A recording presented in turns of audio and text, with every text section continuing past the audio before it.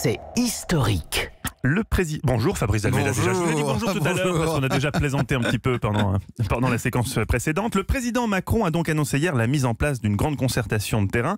La discussion avec les Gilets jaunes semble compliquée à établir. C'est nouveau dans notre histoire, ces difficultés de concertation ? Bah non, et pour vous montrer à quel point c'est ancien, revenons à Rome. La République venait à peine de naître. En 494, Rome était attaquée, son économie était en berne, les citoyens les moins fortunés, ceux que l'on appelle encore aujourd'hui la plèbe, pour vivre, avaient dû s'endetter. Incapables de rembourser, beaucoup risquaient l'esclavage. La plèbe donc ne supportait plus la domination des grands. Alors comment ont-ils manifesté leur opposition ? Alors convoqués à l'Assemblée... Ils n'avaient pas de gilets jaunes ? Non, mais ils ont trouvé un autre moyen. Convoqués à l'Assemblée militaire des citoyens et répartis dans leurs unités de combat, les hommes de la plèbe brisent les rangs et se retirent sur l'Aventin, un mont sacré hors de Rome. La rupture paraît irréparable.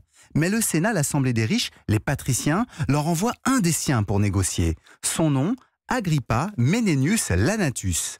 Il avait commandé victorieusement l'armée romaine 9 ans plus tôt, assurant un bon butin à ses hommes. Et donc, fort de ce passé glorieux, Agrippa Lanatus tient à la plèbe un discours resté célèbre sur la complémentarité entre riches et pauvres. Les riches seraient comme un estomac oisif, mais qui digère les aliments nécessaires aux pauvres, les membres du corps qui en retour le nourrissent. Les uns ne peuvent pas vivre sans les autres. Et son discours a été entendu puisque la plèbe a fini par rejoindre le Sénat. Oui, et le petit peuple obtient la création des tribuns de la plèbe. Ce seront les représentants sacrés du peuple face au Sénat. Ils seront forcément plébéiens. Et bien sûr, les tribuns de la plèbe n'ont pas empêché d'autres crises. Mais ils ont apporté plus de justice.